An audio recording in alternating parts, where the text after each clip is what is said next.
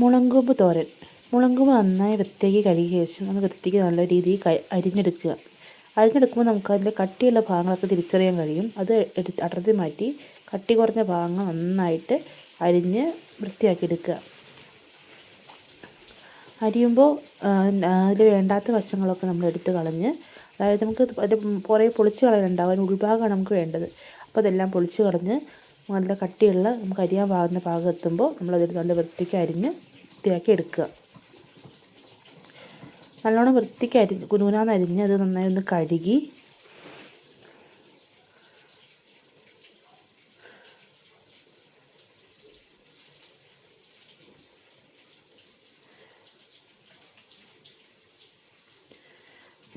നല്ല വൃത്തിക്ക് കഴുകി എടുത്ത ശേഷം അത് ഒരു വട്ടം നന്നായി കഴുകി അടുത്ത വെള്ളത്തിലിട്ടത് അടുപ്പത്ത് വെച്ച് നന്നായി തിളപ്പിച്ച് ഒരു മട്ടുണ്ടാവും, അത് കളയാൻ വേണ്ടി നമ്മളിത് കഴുകുന്നത്.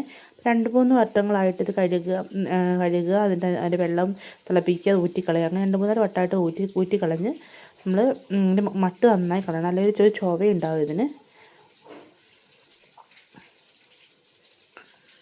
ശേഷം അത് ഊറ്റിക്കളയുകയും വേണം. ഊറ്റിക്കളഞ്ഞ് പിഴിഞ്ഞ് നമ്മൾ എടുക്കണം.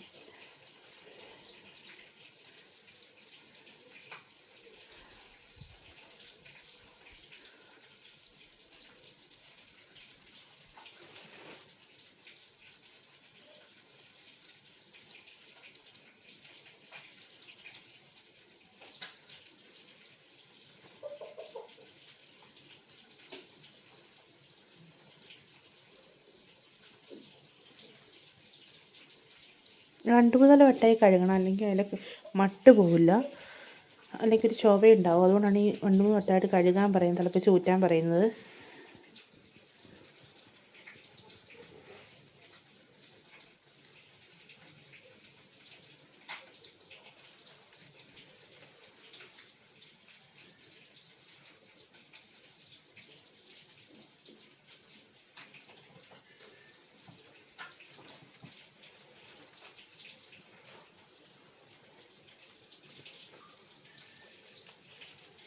പിന്നെ നമുക്ക് സാധാരണ തോരൻ വെക്കുന്ന പോലെ തന്നെ തേങ്ങയൊക്കെ ഒതുക്കിയെടുത്ത് തോരൻ വെക്കാം. ഞാൻ ഇതിൻ്റെ ഒപ്പം കുറച്ച് വൻപയർ കൂടി ഇടുന്നുണ്ട്.